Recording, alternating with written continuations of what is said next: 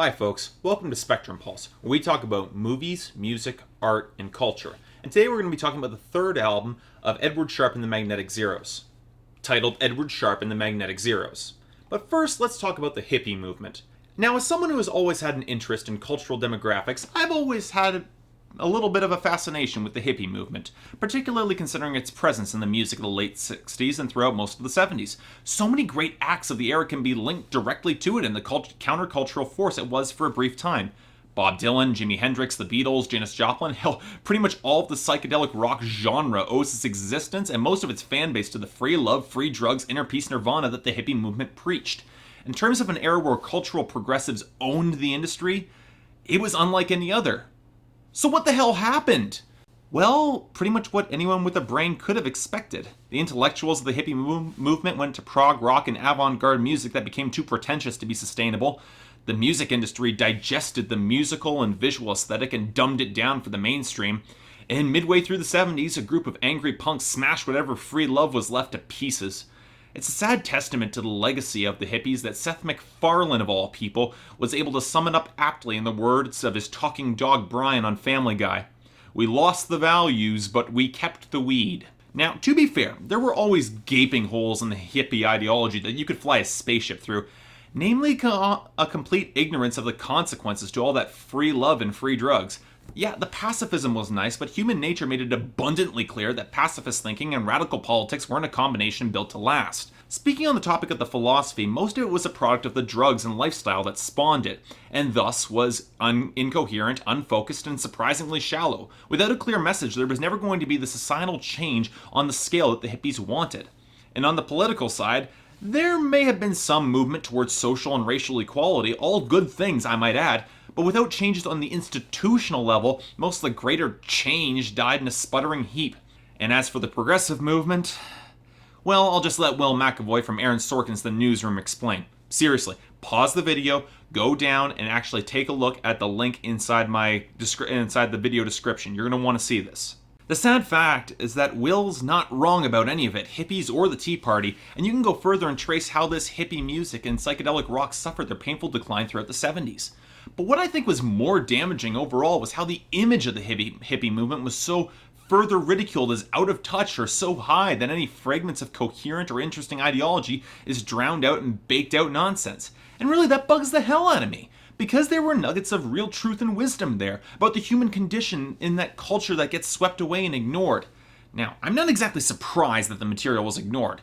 Oftentimes it was more grounded and had some serious teeth and wasn't exactly going to be acknowledged by people who wanted to treat the hippie movement as more frivolous. But it was enough to justify the hippie movement's philosophy, if not its execution. And funnily enough, issues with problematic execution where I've always used to stand on Edward Sharpe and the Magnetic Zeros, another band I'd categorize as a silent majority act that broke through in 2009 with their debut album Up From Below. A musical project run by singer-songwriter Alex Ebert, Edward Sharpe and the Magnetic Zeros represent nothing less than an act attempting to recapture the 60s hippie aesthetic, but never quite grasping the meat of the message. Now, don't get me wrong, I like what this band represents, and there are definitely elements in their material that I find extremely compelling. For an act that debuted in 2009, they sure as hell do a good job sounding like an act from the golden age of psychedelic rock, particularly in production. I like the interplay between the vocalist, I like the harmonies and the stomping choruses, I like the breadth of instrumentation, and I even like some of the more ridiculous and grandiose moments that only seem to work half of the time. If anything, what makes Edward Sharpe and the Magnetic Zeros stand out to me is their musical texture, particularly on that first album. The mix is organic and layered masterfully, yet done in a way that we don't see the seams. I don't know who does the production work for this band, but Jimmy Eat World needs to hire them as soon as possible. But unfortunately, I know the exact reasons why Edward Sharpe and the Magnetic Zeros never quite completely worked for me. There was never any edge. Sure, the music had the sound of a hippie record, but there was no edge or hint that their lyrics meant anything, or going to take any chances. In fact, any attempt they did try to stretch themselves lyrically on Up From Below, they sounded so laughably out of their depth. Now, they did try to improve things on their second record, Here, but in doing so, they also cut back on the larger scope and feel of the band, and some of the texture leaked away. If I were to make a TV comparison, the second season of The Newsroom has a lot fewer mistakes than the first, but also lost some of the grandiose bombast and utter insanity that made that first season so compellingly watchable, even if you were just watching it to hate it. Simply put, if you shoot lower, you're going to fail less, but your successes won't mean as much either.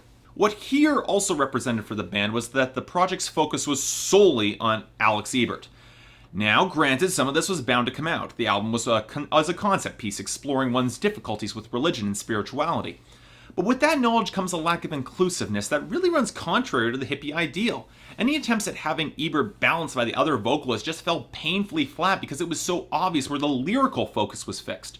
And while the album might have had a more coherent tone and narrative through line, it still lacked the edge that would make the album distinctive. So after only a year after that album's released, Edward Sharpe and the Magnetic Zeros have come back into it with a self-titled album, 2 into their career, something that just happens to be a serious pet peeve of mine. So does the band manage to overcome that pet peeve and create something of actual substance? Well, almost. In fact, I'd argue Edward Sharpe and the Magnetic Zeros do enough with this album to come tantalizingly close to that meaningful hippie record for which I was hoping. I wouldn't quite call it a classic, and the truly great records of this year don't have anything to worry about, but I definitely liked it more than I expected and would probably place this self-titled album as my favorite of their discography so far. So what changed? Well, where their previous album was defined by tighter control, this one went in the exact opposite direction. The songs were more free-flowing, the instrumentation is more varied than ever, and while I wouldn't dare call this album anywhere close to focused or political, I will say that it finally took the necessary step to gain the edge it desperately needed. Raw, distorted guitar finally has a place of prominence in the mix, and you won't believe how much the authenticity that adds alone. And where Here had smoothed out, seamless edges, this album has visible cracks, most apparent in the instrumentation and the hippie atmosphere it's aiming to create. And really, the fact that the album still manages to feel organic and contains some form of flow is a testament to how strong the instrumentation and production managed to come together, particularly during the song transitions. There's still a few points where I feel that the vocals could be better served higher up in the mix, but those places are fewer and far between. More importantly, the rougher, expansive sound seems to be a better fit for the band, as it gives them a chance to develop the hooks that were more absent on their previous album. I still think Edward Sharpe and the Magnetic Zeros are crying out for a stronger instrumental face away from Alex Ebert, but this was a definite step in the right direction. And for the most part, I don't have any issues with the vocal delivery either. The rougher production only gives Alex Ebert's wild yowling more presence, and it seems that Jade Castrino slightly toned back the screechier elements in her voice that annoyed me on Here. If I were to nitpick, I'd say Alex Ebert's still trying to sound a bit too much like Bob Dylan instead of forging a vocal identity for himself, but I'm tempted to give him a pass here because, like it or not, it fits the music damn near perfectly. A bigger complaint is that with the greater chorus of vocalists, inevitably some of the individual personality is lost, but then again, it does fit the tone. So let's move on to Edward Sharpe and the Magnetic Zeros' typical big, glowing, red weak spot, the lyrics and theme.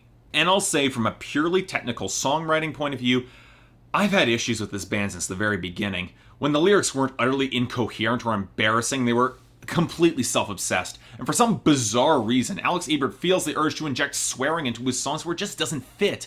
I had the same issue with Maroon 5's album last year. As I've said before, a swear word to have impact, it should be delivered with some punch or emphasis, and just injecting them into the lyrics to fill out the meter just smacks of lazy songwriting. Fortunately, Ebert seems to have learned a bit and curbed this tendency, at least somewhat. In fact, of all of Edward Sharpe and Magnetic Zeros albums I've listened through, this one would probably have some of the best songwriting of the group's career thus far, at least in the ratio of meaningful songs to inanity.